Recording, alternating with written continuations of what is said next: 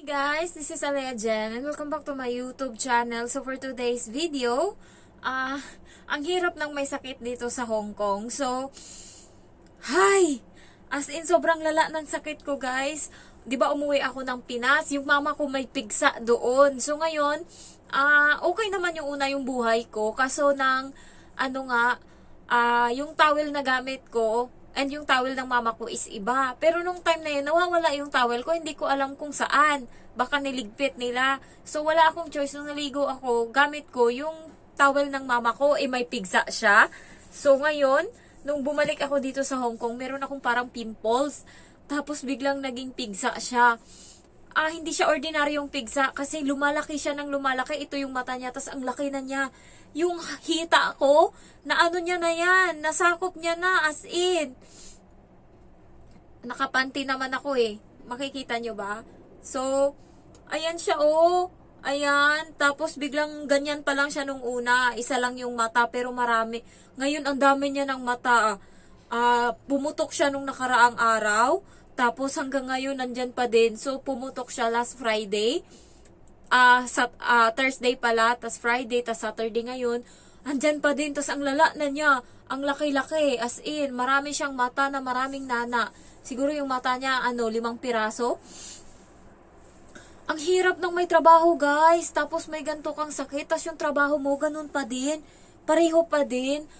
Ang hirap, tas nung una, wala pa akong mga gamit neto ba, wala pa ako ng mga gauze, yung pang ano niya, yung pang ano niya, kasi tumutulo yung dugo, nana, ganun. Tapos, ang dami ko nang nilalabhan, handwash pa lang ako, handwash naman ako talaga, so handwash lang ako. Ang hirap din magsalita, may singaw din ako dito, punyeta na buhay to. Tapos, parating na yung regla ko susunod na mga araw, magsasabay-sabay to lahat. Pag may regla pa naman ako, masakit yung puson ko, naku, hindi ko na alam. Tapos pagkagabi nanginginig ako sa lagnat, tapos sobrang lamig, patong-patong yung mga damit ko, kaya pagising ko sa umaga, day off ko ngayon, gigising sana ako ng late. Paano ako magigising ng late? Sobrang init na sa pakiramdam kasi nawala na yung lagnat ko nung gabi. Sobrang init na ganun siya. Kapag gabi na mga alas 10, alas 11, ganyan, tas mahiga na ako, nanginginig na ako sa lagnat. As in, sobrang lamig, and then sobrang sakit ng ko, siguro sa sobrang niya. Iniinuman ko siya ng gamot, ibuprofen. Hindi ako hiyang sa Panadol na bigay ng amo ko. So, hindi ako hiyang. Akala niya normal na lang to ba, na pigsa lang to, yung isa lang yung mata. Hindi niya pa alam na marami na. Pero pag hindi ko na talaga to kaya, magsasabi na talaga ako sa kanya na magpa-check up na ako. Kasi alam ko na malaki yung gagastusin pagka ganito. Kasi nga, kailangan tong parang ooperahan to nila or hihiwaan to nila para lumabas yung mga nana doon sa loob. Pero kung ayoko kasi nang magkaroon ng utang na loob sa amo ko kasi nga paalis na ako dito. Ilang buwan na lang yung inaantay ko, 3 na lang hindi ko naman baka isumbat sa akin yan ba pag umalis ako dito na marami siyang naambag sa buhay ko. So, ayoko. Kaya nga tinitiis ko, sabi ng boyfriend ko, ipaalam mo na kasi yan. Sabi, alam naman na ng amo ko, sinabihan ako ng amo ko kahapon kung gusto ko daw ba magpa-ospital. Pero alam ko kasi, nagagastos siya. Ang dami niya ng gastos. Kaya sabi ko, okay naman na ako. Tapos, kanina, naglalakad ako sa daan, may plaster ako, kinuha ko yung plaster niya doon, yung parang band-aid ba, na malapad, ganito siya kalapad, nung nandun ako sa labas, napuno na pala siya ng dugo, tsaka nana, tumutulo siya ngayon, tas nakashort lang ako. Kitang-kita talaga, nung ako, tas biglang tumulo yung dugo. Sabi kong ganun, tas ewan ko kung nakita ng tao, basta pinunasan ko siya ng tissue, tas diretso uwi na ako dito sa bahay. Grabe, lalo pag wala akong iniinom na gamot. Ngayon, yung ininom ko na gamot is, hindi siya Avel, para siyang American na brand. Nung nandun ako sa Central, sa pinakadulo banda sa may 3rd floor, bumili ako ng BioFlu. Tas hindi ako binigyan ng babae ng BioFlu. Sabi niya sa akin, ito, i-recommend ko sa iyo, American brand to. Pwede to sa lahat. Masakit yung ganito, masakit yung ganyan. So, ayaw ko nung una, hanggang sa, wala akong choice kasi nga, nilipat niya na sa plastic. Ano yung, hindi ko ma-explain yung pang Advil. Hindi siya Advil, parang Avil. Parang ganun, American brand siya. So, naubos na yung ano ko. Ayokong gamitin yung isang natira na, na ibuprofen sa akin. Kasi baka bukas sobrang sakit at wala akong mainom. So, tinry ko yung binili ko sa Central. So, effective siya, guys. Kasi, kaninang umaga lang ako bumili. Siguro, uminom, siguro mga alas 11. Dapat 6 hours lang yun. Pero hanggang ngayon, hindi ko nararamdaman yung sakit dito sa ano ko. Pero pag wala to, talagang ginaganon-ganon yung loob niyan. Ito yung mata, talagang parang hinihigop yung yung nana dun sa loob, tsaka yung mga dugo para lumabas. Mararamdaman mo talaga. Tapos kagabi, may nakita akong gumamela doon sa park. Kinuha ko, dinikdik ko kagabi. Tapos hindi na ako naglagay ng towel kasi pag towel yung nilalagay ko, nakakatulog ako ng ng mahimbing. Ayan yung towel, basa yan eh. Nilalagay ko siya kasi mainit nga. So para hindi ko maramdaman yung init. Nakakatulog ako ng mahimbing. Yun nga lang, another labahan na naman ako pagka umaga. Kasi nga, halos, marami akong labahan.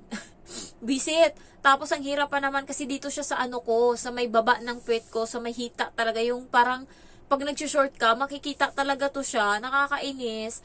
Sira na yung hita ko. Walang pekla tong hita ko eh. Pero dahil dito, magkakaroon, hindi na ako makakapag-short. Kasi malaking mata. So, ibig sabihin, malaki yung magiging nito. Peklat niya. So, nakakita ko ng gumamela kagabi, kahapon, tas dinikdik ko dito, tas kasi sabi nila, effective. Kiniskis ko ngayon, dinikdik ko, nilagay ko, tapos nilagyan ko ng plaster, natulog ako. Ay, hindi ako nakatulog buong gabi. Ang hirap, parang sobrang sakit na mararamdaman mo. Dapat pala nagtowel na lang ako. Kaninang umaga, kasi dito lang ako sa kwarto, paglabas ko pala, as in, tinanggal ko yung yung plaster niya, kasi nga, tinignan ko, tas sabi ko, ililinisin ko, tas papalitan ko ng doon sa CR. Aba, paglabas ko, hindi ako makalakad ng matino. Tapos, naramdaman ko tumutulo siya sa sahig, punyeta. Tapos, gising na lahat ng amo ko. Anong gagawin ko? Talagang mabilis akong pumasok dito. Tapos, ayun, nilagyan ko siya ng towel.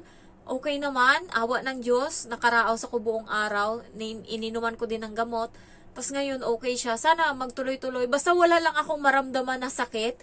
Siguro kaya ko kahit hindi na ako i-hospital. Kaya ko namang, alam mo yun, kahit palabasin ko lang siya ng palabasin. Yung trabaho ko, guys, ganun pa din. Yung trabaho ko, ganun pa din kung magsusundo sa bata, as in, lahat, ganun pa din yung trabaho ko. Yung amo ko hindi man lang magsabi na, ay, pahinga ka muna, ganyan ba? Ay, wala talaga, malupit. Walang pahinga, as in, tuloy-tuloy lang yung trabaho mo. Kaya dito sa Hong Kong, hindi mo talaga alam mo yun, yung sarili mo dito, nagiging selfless ka. Kasi parang, lahat sila, serbisyo mo talaga, alam mo yung, kaya yung mga sakit nyo dyan, guys, pagdating dito, nagiging manhid kayo. Kung yung sakit nyo sa Pinas, pagdating dito, hindi na yan magmamatter. Parang ikaw na lang, yung sarili mo na lang yung gagamot sa'yo, ganon. So, yung lagnat ko, hindi ko na naranasan yung lagnat dito sa Hong Kong. Sa Pinas, ranas ko yan. Kaya, okay lang na humiga ka, okay lang na ka. Dito sa Hong Kong, wala. Kahit sumakit pa yung sakit sa'yo dyan, gamutin mo lang yan sa'yo. Buti na lang, kaya magdala kayo ng mga gamot. Katulad nito, kailangan nyo ng gamot sa painkiller, ibuprofen, ganyan. Mefenamic, amoxicillin. Hindi ako sanay gumamit ng mefenamic tsaka amoxicillin. Kasi hindi naman talaga ako palagamot. Tapos, ang gusto ko lang or ang ko talaga mabenta sa akin, yung BioFlu tsaka Newsep. Newsep kapag sipon, ayan. Tapos, ubo. BioFlu naman pag talagang di ko na talaga kaya. Itong ibuprofen, matagal na to sa akin eh. 2 years na to mahigit. Expired niya 2026. Ayan. So, ngayon ko lang siya nagamit. Kasi nga, thank you na lang. Kasi nandyan, cetirizine, baka may allergy kayo. Ganyan. So, maging kayo, lahat yan bilhin nyo. Kasi pagdating dito sa Hong Kong, triple na yung price niyan. Kung yung price sa Pinas, kaya pa ng bulsa. Kung yung BioFlu, kaya mo mabili ng 15 ba sa Pinas. Pagdating dito, guys, magkano ba yung isang banig? 7. 490 pesos. Ganun siya kamahal. Kaya imbes na isang tub yung bilhin ko, isang 10 piraso, kalahati na lang kasi 35 lang yung 35 Hong Kong dollar lang yung pera ko. So, kaya bumili na kayo sa Pinas. Damihan nyo na kasi pagdating dito sa Hong Kong, mahal na lahat. Kung ano yung mga kailangan nyo, yung tingin nyo na magagamit nyo, especially yung sa tiyan, yung pag pag sumakit yung tiyan nyo, diatabs, ganyan, damihan nyo rin. Tapos kapag yung pag may regla kayo, masakit yung puson nyo, damihan nyo rin. Ako ginawa ko, para hindi ko maranasan yan. Kasi dati every month ganyan eh. Iniinuman ko siya ng gamot sa Pinas para ang ginawa ko bago ako pumunta dito, siguro simula nag-apply ako March, hindi na ako uminom ng gamot kada regla. Yung talagang mamamatay na ako sa sakit kada regla, tiniis ko yun, na hindi siya inuman ng gamot. Para masanay siya na walang gamot. Hanggang sa pagpunta ko dito, medyo mild na lang yung maranasan ko kapag dumating yung regla ko. Tapos pagdating ko dito sa Hong Kong, di ko talaga ininuman kahit sobrang sakit na. Hanggang sa unti-unti siyang nawala. Parang nasanay na siya na hindi ininuman ng gamot kapag nire-regla. Hanggang sa, wala talaga, hindi ko talaga ininuman. As in, wala pa akong ininom sa regla ko. Talagang tiniis ko siya. Kung kaya kong talian na lang dyan ng para hindi ako uminom ng gamot. Kasi alam ko pag ininuman ko yan isang beses ng gamot, susunod na regla ko, hindi na yan siya. Sasakit na yan siya ng sasakit na magiging extreme. Yung kaibigan ko, kada inom niya ng gamot, hindi na nakikinig sa isang tablet ng Buscopan.